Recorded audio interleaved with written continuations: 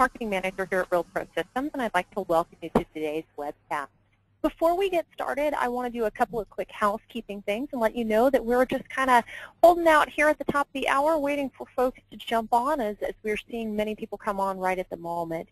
If you're not familiar with GoToWebinar, we'd like to invite you to ask us questions throughout today's presentation. On the right-hand side of your screen, you have a question and answer box. Please go ahead and send in your questions, and we'll go ahead and try and answer those as we go along, but we will have a question and answer session at the end of today's presentation. So again, thank you for joining us, and go ahead and give us just a couple of more moments, and we will get started in about 2 minutes. Thank you.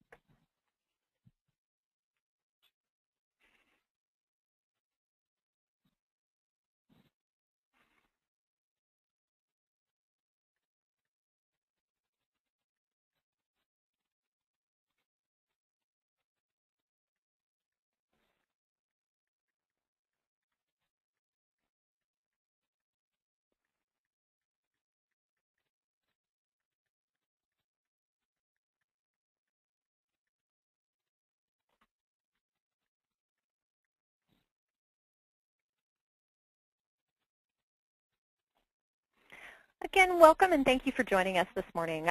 My name is Tara Seibert, and you're here today for Get Out of Your Slump, Make 2012 Your Best Year Yet. Thank you for joining us. Again, remember to keep your questions coming through the question and answer box throughout today's presentation. And I'm going to go ahead and introduce the Real Estate Masters Guild founder and director, Amy Stair. Amy, good morning, and take it away. Tara, thank you so much. Well, I am so excited for the many of you on the call to welcome two longtime friends and colleagues in the real estate industry, have fabulous success in the real estate business, but also are phenomenal coaches and have been through the same school of coaching I myself went through back at the beginning of the decade. Last decade, not this one. So we've been at this quite some time. If I may, Martha Hendrick out of Bend, Oregon. Martha comes from a very successful practice in the Woodlands, Texas, outside of Houston, and relocated to Bend, she thought, to retire. And of course, being the busy bee that Martha is, there's no way she was going to sit back and relax. So she jumped right back in and has built a successful business right there in Bend, Oregon. Welcome, Martha. Thank you, Amy. I'm glad to be here. We also have the special treat of having with us another successful practitioner who sold a great business and started over again in a new market. That's Anna Clammer. She was in beautiful Vail, Colorado, right here in my backyard. Had a very successful business there and sold it in 2003 and moved to the island of her dreams, Bonaire, which is in the Dutch Caribbean, and is a successful agent down there on the island. Anna, welcome so much to this call, and you have a special saying there in Bonaire, I believe. We do. Whenever you see anybody first thing morning, Monday morning, you say bon dia, bon siman. And what that means is good day and good week to you. And the best of everything to all of you on the call today. Thanks, Anna. I love it. For those of you who don't know me, I'm Amy Stair, founder and director of Real Estate Masters Guild. Also came from a successful real estate team in Indiana, relocated to Colorado to follow my dream of training and coaching. So we're very excited to have you all with us today. By the size of the group that we have today, I'm guessing you all are really wanting to get fired up for 2012. So we're going to get right into the meat because I know that's why you guys are here. And so we're going to talk about 3 key areas for you to focus on to do specific things to make sure that 2012 is your best year yet in the business. And Martha, if I may, I'd like to start with taking exquisite care of your past clients and customers. You made the point to me that it's really important to start with exquisite care during the transaction. What do you mean by that? Amy, I love the term that you've chosen for exquisite service. I mean, we all hear I give better service than anyone else. You won't believe our service comments. But what really is exquisite service? Well, we've heard the terms above and beyond, yes. We've heard the terms extraordinary, not only meet your expectations, but exceed them.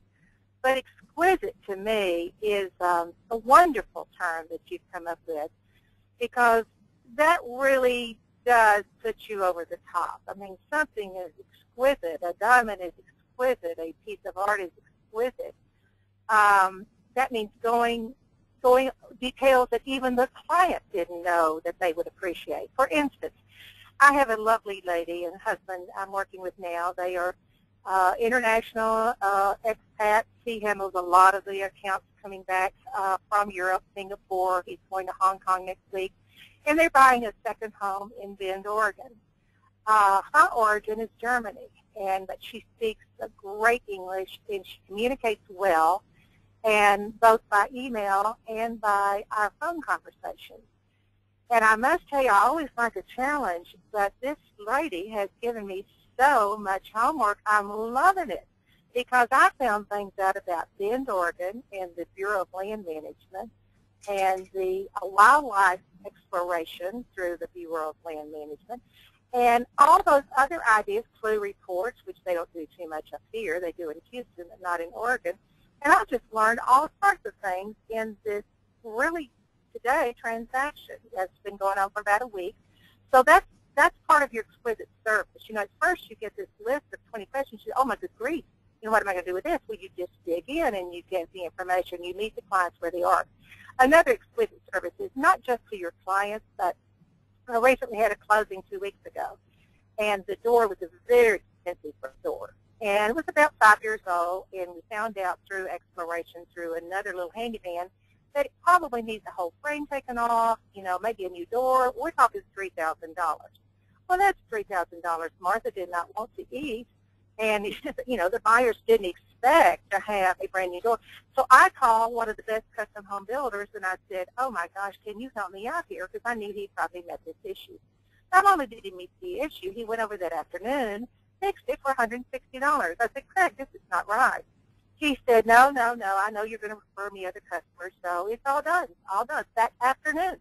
So what did I do? I went down to the flower shop, ordered the biggest bouquet of beautiful fall flowers, double stargazers, and sent it along with his note and his check to his house. And guess what? When I asked him to come back to get some details for my German customer, he said yes right away and spent 4 hours with him for a remodel. Now, he doesn't even know whether he's going to get the job. But these are just the little things. The plumber that comes to my house, I always overpay him.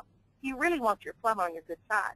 So your exquisite service just doesn't go to your customer clients. It goes to everyone you meet, and that it will just become natural to you. So I think that's part of the key is really differentiation of yourself. Keep your notes by your tablet. Keep them stamped. That way you don't have any excuses. No excuses. I'm a no-excuse person. So if you don't want to have a no-excuse person work with you, don't call me. Call me. Martha, Yes. It's Anna. I just want to jump in because what you're describing to me is respect. It's not about paying somebody. You're giving them respect. And how do you show them respect? Well, for your vendors, you can show them respect in many different ways. One of the things in this day and age is to show them respect with a few extra dollars in their pockets. How do you show respect to your clients? Well, you show them respect by giving them what you want. And how do you do that? First, you find out what they want, and then you give it to them. But the key part of that is the respect that you're giving every single person, every moment, every hour. The first time that something does happen and that you don't take care of it, guess what? That's the one time it's going to be all over. The other part of that is you want these raving fans who are going to talk about you and the respect that you give to each and every person all the time. In our market, we keep in touch with people via a magazine. And with that magazine, it's a beautiful monthly magazine that shows the food of Bonaire, decorating ideas. It's not your monthly realtor newsletter. It's actually Anna, a that's colorful... digital, right? Yes. It is an online digital magazine that we send everybody.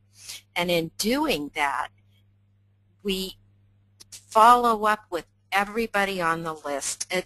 And know that everybody on the list is 5,000 people. How do we keep up with that? We keep up with the active people in the marketplace, people that we know that are our A buyers that we're going to be in touch with all the time. If it's a buyer that I know that is coming to the islands in a couple of months, I'll be in touch with them almost weekly to make sure, and as Martha said, fine-tune everything for them, make sure they have all the information, that all they have to do, and I'll share something with you. I only show 6 properties and people are ready to pick one. So imagine the kind of in-depth care that you give people ahead of time to do that, and that's really important. So Anna, give us some specific examples. What are you doing that's different from what people are used to experiencing that gets you down to 6 showings in a sale?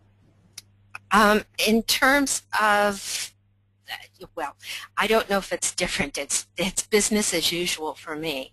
But the very first second that I get either an online inquiry from them or a referral, and I work heavily with referrals, I start emailing back and forth. The first time I get together with them, even on online inquiries, so you know, is a phone call. They've given me a phone number. I call them to show that I care. And okay, so I got to jump in there and ask you both Yep. the question. We have a lot of people with call reluctance. Mhm. What's the breakthrough button for both of you on those phone calls? Because I know, Martha, you've mentioned it too. Anna, you're in a resort market, so how do you break the ice on that first phone call?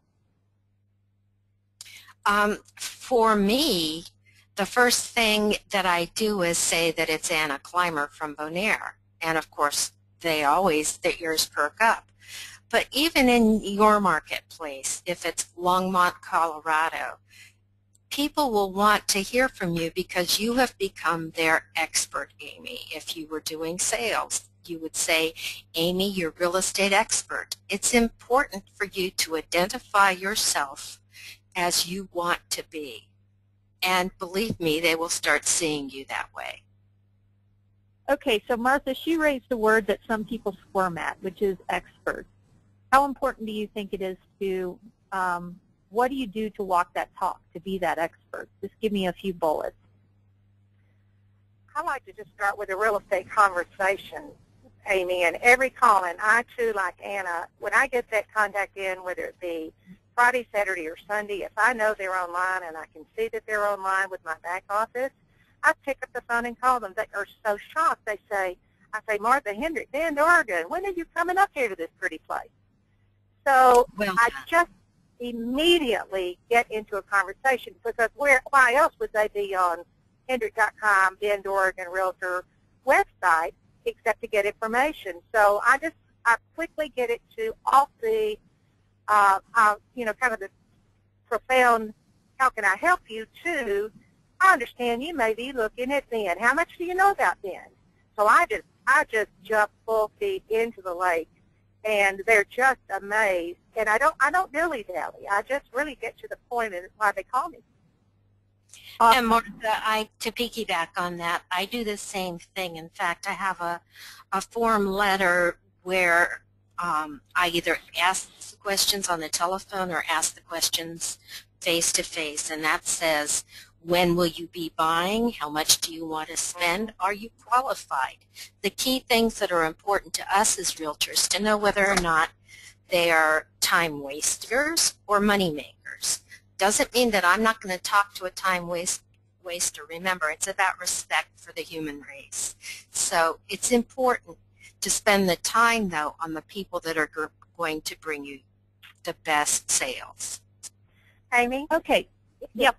Amy, can I just jump in 1 minute here on my buyer videos, which you can find on Hendrick.com?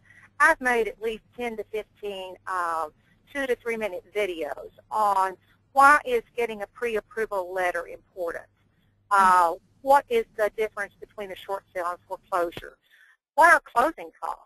You know, we don't know the sophistication or the knowledge base of everybody calling in.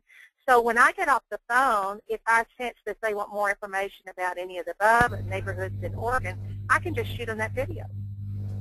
Awesome. I suggest those of you who don't know what to blog about, go visit Hendrick.com and look at some of the videos Martha's put together. So And I'm again, sorry it goes to back to high touch and not high tech. What Right. Martha's telling you is that she's high tech with all the things out there, but it becomes high touch. It's face to face and being right. touching each other. Okay, so thanks for letting me take you guys off the path a little bit with what you're doing with current clients. Now, as far as people increasing business in 2012, I know the three of us have had this conversation. It seems that most people are not touching their past clients and customers. Would you agree? I agree, and it's just such a shame because they're your rating advocates. You just need to give them a call. Absolutely. So I'd like to share a real easy formula with everybody, if I may, regarding exclusively your past clients and customers, and that is a mail monthly, call quarterly campaign. So by mail, I mean anything that you get in front of them, whether it's Anna's beautiful e-newsletter that she's doing, or it's a postcard you're physically mailing through the U.S. Postal Service. What's important is not so much what the piece is, but that you communicate two things to them. One, that you're still in the business, and two, that you care about them. There's a statistic I threw out. Martha, you said you hadn't heard this one before. 80% of the real estate agents in this industry are turning over every 18 months. So why should people assume you're still in the business? It's true. And one of the key things in sending them the business and showing them that you care about them is being in touch with them again. If you're finding yourself with nothing to do, drive the neighborhoods. How about a pop-by to somebody that you've sold a house to and saying, hey, just was in the neighborhood, want you to know that I'm still out here, and do you know anyone who is looking to buy or sell? Can you imagine the reaction of your clients when you've taken the minute to do pop-bys? Keep in mind, and we're going to get to this later, that your time is money. So when you do pop-bys, let them only have 5 minutes of your time, and that's easy enough to say or to do by saying, hey, I've got a call in 5 minutes, but I want you to know you're important to me and I was just in the neighborhood. That's always important. And some people have end-of-season parties to be in touch with their people. Remember, you can do that. You can do an end-of-season party, or you can send a bottle of wine here or there, or this time you can send them an invitation to pick up a pumpkin pie at your office. There are all sorts of things that are going to keep you reconnected with everybody out there. Martha, is there something specific you do? Yes, I do, and I've continued this for about 10 years, and because Bend is such a lovely area, that's one of the reasons we moved here with the Four Seasons. And the summers, you're talking about the word exquisite or just exquisite. So this last year I started a summer soiree, and of course I say that like the Southerners do because a soiree is just a fancy name for garden party. And so all of my clients were invited to a catered. I have a friend who's a wonderful cook, and we had a deck party. Now, I don't have a large home. Don't give me this excuse, well, I just have a small home. Well, my husband and I scaled down, and we live in a townhome. so I said, well, I have to give a garden party, so I cannot put them all in this house. We were kind of elbow to elbow, but everybody just had such a good time. And 2 days before, I had people call, and they said, I've got some people in town for the big golf tournament. They're house guests. Can I bring them? And of course. And guess what? I picked up 2 referrals from somebody from Scottsdale, Arizona, when I was there at my own garden party. What do you think about that? You know, and if people talk about it, wonder when it's going to be next year, so they can put it on their calendar. It's awesome. awesome. Your favorite thing to do? Well, one of the things, well, I just wanted to piggyback on what Martha said first. It's awesome. The minute you start talking about the real estate business, I hope you've all noticed that people will have something to say about the real estate business. And they'll talk about either their experiences, and when they do that, you can always tell them how you do business and the specific ways that you have taken care of people. Again, one of the things that we do is send bottles of wine ahead of time. We try not to entertain a lot, but when we do, it's a group of people who've purchased something or sold something, because we do have sellers who remain on the island, within the same price range. And with that, again, they're talking about the same sorts of things, whether it's a $100,000 little home in the middle of town or a $1 million home on the water. People are always looking to find like-minded people, and that's key. Absolutely. Now, you touched, Anna, on how important it is to discipline your time. And as we talk about the top 3 things that we see as opportunities for people to really leverage their business for 2012, we all agreed that being better time managers was one of those key things. So if you would, each of you start with what are you using for your calendaring function, and then get it a little bit deeper into some of the things you do for good time management. I'll jump in on that because I love my online calendar. I use the Google program, and Google Online is great for me. I have, of course, my original follow-up list with emails and telephone numbers, but I'm actually pulling about 5 of those numbers off in names and putting them on my calendar for a certain time block, let's say on a Tuesday between 2 and 4. And my clients are rather much like Anna's, that they're all over the place. So I have to make sure I'm calling at the right time on the zone. But I find that that online calendar, which is fairly new to me, I like to deal with paper and such, but now I'm going to the next generation. I even have a Nook where I don't have to have the hardbound copy of the book. So online calendars work well for me now because I can see ahead of time, and it helps me prioritize. I see the list. And this is in David Allen's book. If you don't have it, Getting Things Done, why I mentioned books, be sure and go to Amy's list of recommended books. We've all read a lot of them, but she has a fabulous list of books on the Real Estate Masters Guild website. But David Allen says, you know, if your mind gets cluttered if you try to keep it all in your head. And then I found that I'm a big yellow pad person, and I've done this for years, and I still use one, but not for my calendar, because what I would do is I would prioritize my list the night before, and then things would get in the way, and I had to reprioritize the next day, and then shoot, by the end of the day at 6 o'clock when it was supper time, I was having to regroup and put those back on the next day. Well, I might have to still do the same with the online calendar, but I don't have to start on a whole new sheet. I just use that little cursor over, just I'll take care of that Wednesday. Awesome. Anna, what are you using for a calendar? I use my contact management software and set alarms for myself. I can often get lost in what I'm doing, whether it's a phone call or working on emails, whatever it is, I make sure that I have an alarm for it.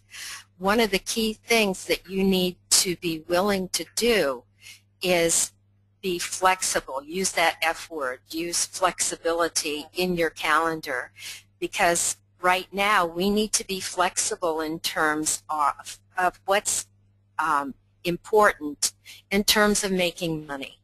Making money is the bottom line, but we're not going to make money without the respect that we get from our clients. And adapting to those clients' needs. Now, if I ever, and on the slide you can see that everything is an appointment.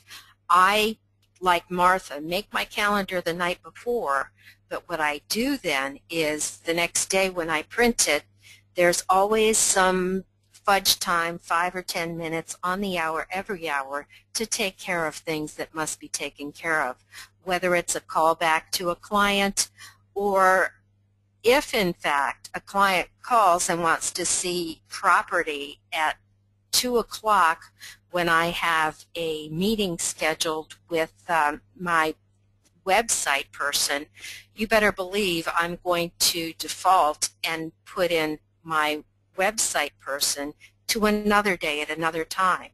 What happens if a client calls when I'm going to see a movie with my grandkids?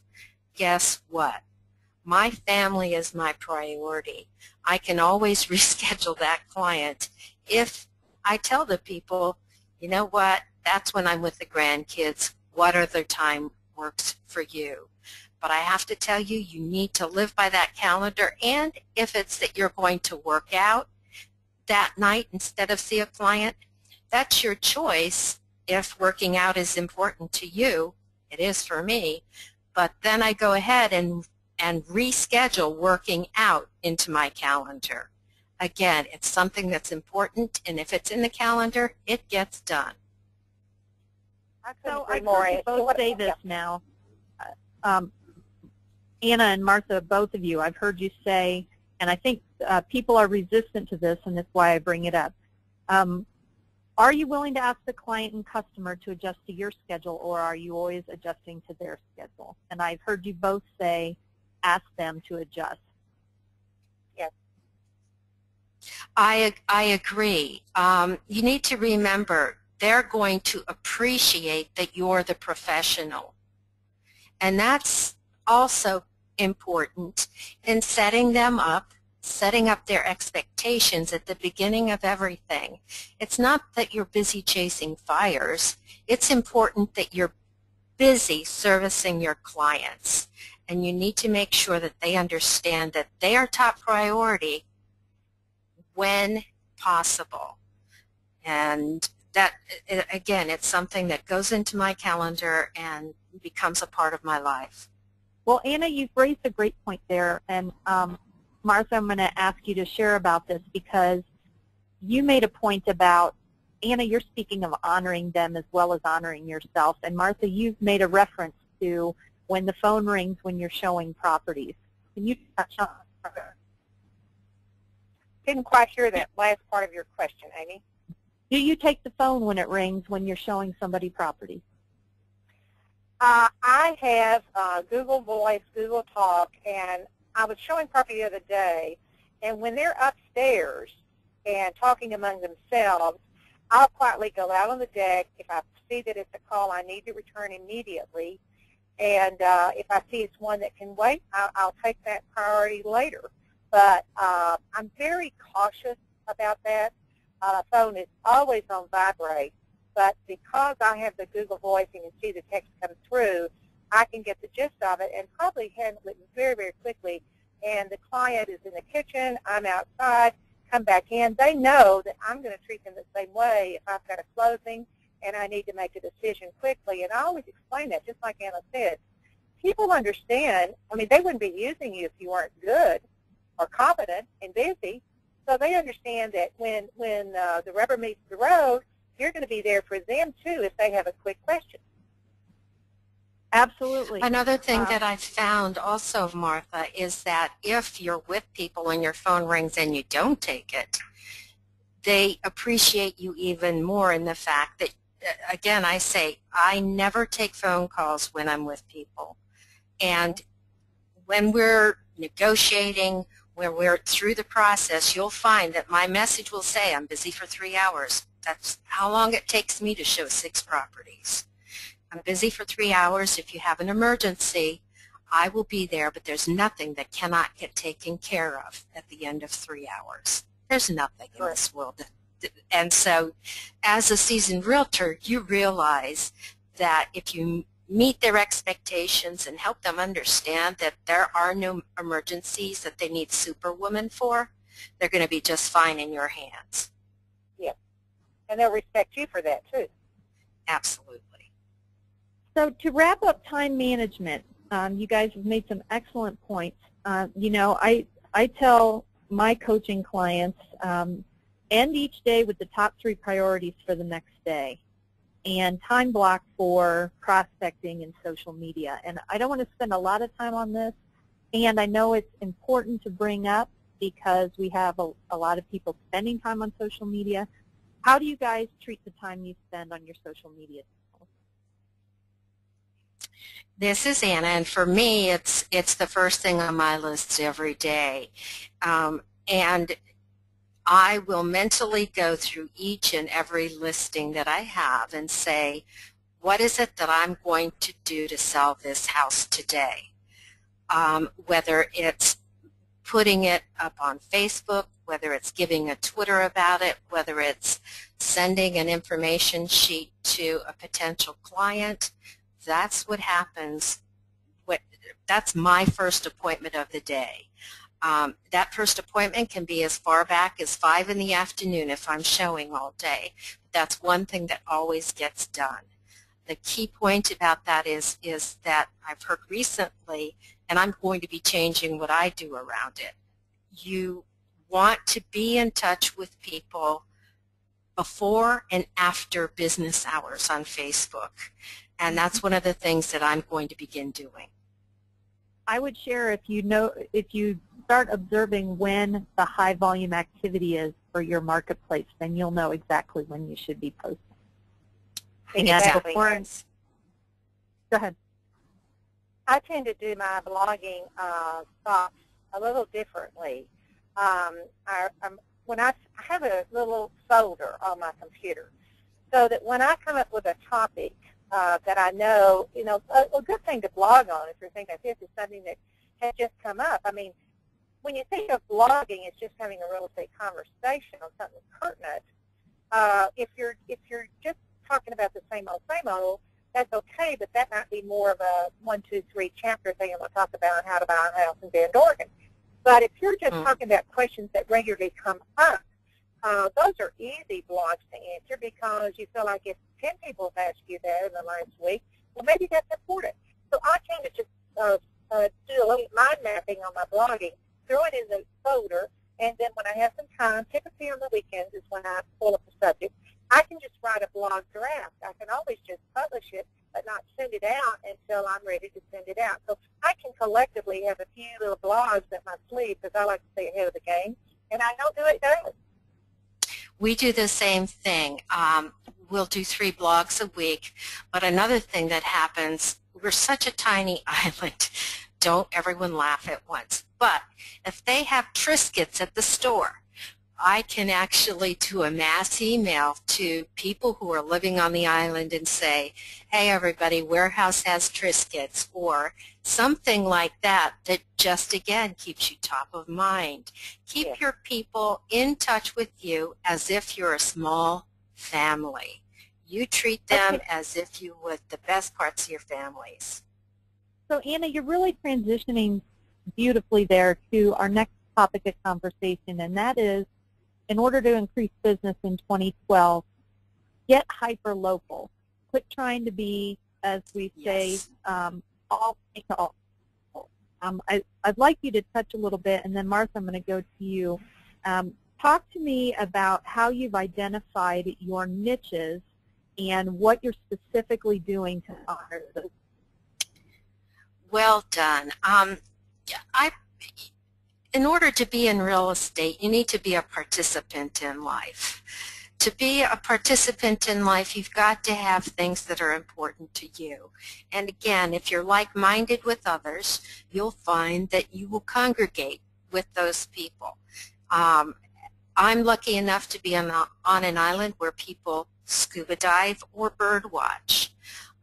Whether you're in a community where your church is important to you, the community itself is important to you. There are all sorts of things that you can take a look at so that you can be the specialist in that area. And as I said, be the specialist, be the patriarch or matriarch of that small family. People will appreciate you even more for giving them information that matters to them and not just something that really to them is useless. I mean, You hit on a really... Okay, Go ahead, Martha. one thing I've always concentrated on, just peeing on what Anna just said, is to engage with people in organizations and clubs of interest that you have. For instance, I love gardening, whether it be pot gardening or vegetable gardening. I love gardening. I love flowers. And then I also love books. So both in Texas, when I had my business there, and here, I only join organizations. You know, when you first get in real estate, sometimes you might hear in a real estate 101 class, oh, just go out and join everything. You know, just join everything. Well, don't join everything unless you're going to be a participant. That's just what Anna said. You've got to participate. For instance, in my book club, it's very small. I mean, we wanted that. Most of these people came from very large book clubs, and they never got to have a contribution. So we have it limited to 10. And I want you to know this. I'm not head of this group. I just joined them about 5 years ago. But they're strict about this. I mean, if there's an opening that comes up, maybe they'll consider somebody. And it's by vote. And you've got to have 3 people to get in it. I think it's well organized because here's the key criteria for getting in this big club. You have to read the books and you have to participate. How about that? And we love it. We get together. We go to the Sunday movies. If our husbands don't want to go to the movies, we go to luncheons. We go to downtown concerts. So I know these people as friends first, and a colleague or a client second. And do you think the referral base, that tight-knit of 10 people in my book club and 10 people in my garden club, can keep me fed for a while for clients and referrals? It certainly does. Those 10 people know 10 people. All right, so you both hit on the value of blogging to specifics, and both gave the great tip of keeping, you know, a library of information as questions come up to you. Martha, you target geographically only a certain area of your market. Why is that? I do. Actually, when I first came up here, I started studying the quadrants. Then it's pretty easy to learn. You just are, of course, I came from a planned community, so that was different. But I learned the geographic areas where people tend to have different preferences for different areas and why. So when I started building my Bend, Oregon website, it occurred to me that most of my sales and most of my clients were coming from the west side of Bend. We're 20 minutes from the powder of Mount Bachelor for the skiers. Lots of mountains and people coming from Texas, which is fairly flat, certainly in the east and southeast, and look for mountains. So I have Texas clients who call, get people from Houston, and their priority is views. Now, we also have 30 golf courses, and 30 golf courses present views for a lot of people. However, in our area, a golf course view is not as significant as a mountain view. And we have both eastern mountains, the Ojoco's, and the Cascades. We're east of the Cascades, and Bend only gets 12 inches of rain a year and 300 days of sunshine. And if I sound like I work for the Chamber of Commerce, I do, because I talk a lot about the reasons people move to Bend.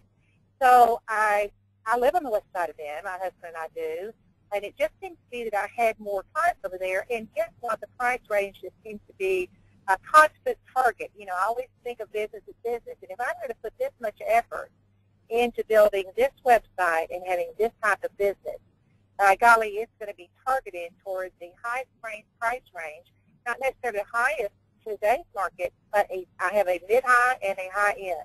And I really concentrate my blogging, my graphs on those 4 target markets, and I have great success.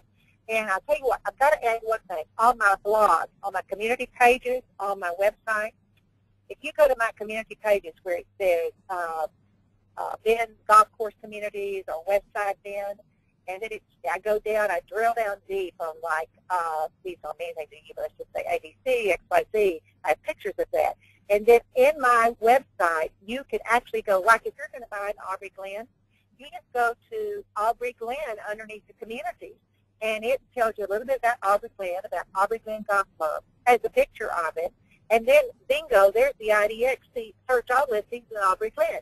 So they don't have to go through all 1,600 listings in Bend, Oregon if they're just looking for Aubrey Glen. And I have about 16 communities that I service, and you can see them on my website at hendrick.com. And Martha, one of the key things you brought up was blogging about how each area is different. And one of the things that I noticed when you moved from Houston to the Pacific Northwest, real estate is done differently not only from Houston to the Pacific Northwest, it's done differently within the communities. So those are also some items to blog about to your community so that, again, you're seen as the expert. That's all you do with your time if you're not in front of buyers and sellers. And that has to be showing them how you are the person they want to be using. There's no better use of your time. You're absolutely right, Anna, and it has to be good information, good solid information, not I'm the expert, call me, I sell gajillions of houses. Well, good for you. Yeah, yeah. And exactly, the key thing is, okay, how is it different? It's different in this community because you pay landowner fees or condo fees or whatever it is and what you get for that. Again, it's setting up expectations ahead of time so that people know what they're going to be getting with you and giving them good, solid information. Another thing you can do is get plenty of agent referrals from the other areas that you've been talking about. And those agent referrals can be a separate class that you're really working with within all of who you contact. And it's important to get good agent referrals all the time. You just can't go franchise to franchise. It's got to be outside the franchise because nobody's going to remember what franchise that you're with if they remember you. So can I just jump in there real quick and say you both have emphasized something that I think a step that people skip over, which is do your homework. Martha, for example, you wouldn't be doing that area of Bend if you didn't know that there was a significant enough amount of turnover that you could make some money at it. Is that right? That's correct. That's correct. So, you know, when we talk about niches, I want to touch on the fact that a lot of people consider increasing their price range. And if you're going to do that, I think it's important to do the homework to make sure that there's adequate inventory available to you to support the goals you're setting. Same thing goes for expireds, for sale by owners, short sales. You need to do your homework and know your market. If you want to specialize in expired listings, for example, make sure there's an adequate number of expired going off the market in the areas you want to service before you spend the money and the time to put your efforts there. Amy, that's so important. And to segue into what we're talking about, and that's making a hit in 2012, so you can start now running so that in 2012 all those leads are starting to come into you. And what you said is so important. Find out where you are going to get those. For example, Martha chose the 4 areas that she wanted to deal in. Are there some areas you're focused on right now that really aren't making you any money? If so, how do you identify the places that you will be making money? And if you're brand new in the business, there's some ways to do that. We also had a question, Martha, about, you talked about the buyer videos you created. Can you go ahead and give folks the URL so that they can find those? Yes, Hendrick.com, HENDRICK.com. And if you go to the second page of the front page and go to the left sidebar, I've got a whole lot of buyer resources. Underneath those are buyer videos. Perfect. Now, Amy, this question is actually for you. You know, there was a little bit of talk about the books that you recommend, and what website can those be found on? Oh, if you go to realestatemasters.guild.com, hover over that executive coaching tab, and you'll get a menu of different pages. There's a recommended books list there, including Anna and Art Clymer's book, which is a great coaching book. Great. This next question is for all of you. The question is about past clients. The agent says, I've been out of touch with clients for some time now. How do you go about getting in front of those people without being cheesy and without spending a lot of money? Easy. Call them up. And I know it's hard to pick up the phone, but the minute you pick up that phone and say, hey, Amy, you know, I've been thinking about you and thought I'd give you a little call to see what's going on in your life. That's all that's necessary. People love to talk about themselves. You'll be surprised. Even the D's like to talk about how they've been. And I'm telling you, the minute you get over that first phone call, you'll be so excited about having talked to Amy or whomever that you'll go on calling people. I like Carl, it. let me just jump in and share there too that in all the years I've been coaching and all the people that I've encouraged to get back on the phone with their past clients and customers, not one of them has encountered someone who said, Anna, you dirty so-and-so, you haven't called me in 7 years and I'm so mad you called me, and hung up on them. And in fact, I'll tell you, I've got a lady in Louisiana who just started calling. She's been in the business over 30 years, just started calling her past clients and customers in June. It was 77 hard copy pages to print it out of her database, all these people. By 3 pages in, she had a listing and a sale. Yeah. If you need no other reason than it works, get on the phone and call people. And don't apologize for how long it's been since you contacted them. They don't need to hear an apology for something they aren't upset about. Just say, exactly. I'm looking to reconnect with all the fine people I've worked with over the years. Tell me what's new in your life, and let me see how I might be able to be of service to you. All great And answers. you all know the definition of assume. The definition of assume is making an A out of you and me, and that's what you're doing when you assume the response from your buyers or sellers. You can never get in their head and know what happened 10 minutes ago. Could I add just something to that? I think half Please. of what goes on in our minds is just stuff that we think about and really don't even consider carefully, because just what you said, we tend to assume how somebody's going to react. And then, my goodness, oh my gosh, I couldn't handle that.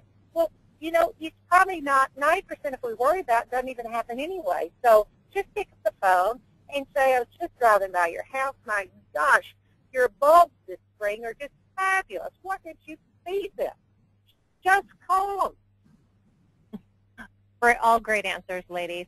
We are at the top of the hour, actually a couple of moments past. So I'm going to go ahead and kick it back over to Amy, and thank you all for answering your questions today. I'd just like to remind everyone that part of registering for this webinar today is that Anna, Martha, and I are offering to give anybody who registered free 15 minutes of coaching. So how you need to go about getting that free coaching is calling the number which is on the screen right now. That's 541-743-8530. You've had an opportunity to hear all 3 of us, so feel welcome to request a certain person if you like. Otherwise, we'll be empowered to figure out the best person to connect you with based on what your needs are. We'd love to just help you start off the new year, hit the ground running, and have the best year that you've had in this business. So give us an opportunity to do that by taking advantage of your free coaching. I want to thank both Anna and Martha for investing their valuable time today to share what's working for them and give you some fuel to be successful in your business. For those of you who are familiar with our 3 levels of mastery, I wanted to let you know that we also have a level 3 mastery coaching that is a potential fit for some of you who are operating at a high level and are looking to leverage yourself out of the day-to-day operations. If you want further information on that, please do give us a call. And just thanks to everybody for being with us today, and let's make 2012 our best year. Thank you again, everyone, for joining us. I'm going to go ahead and close the call now.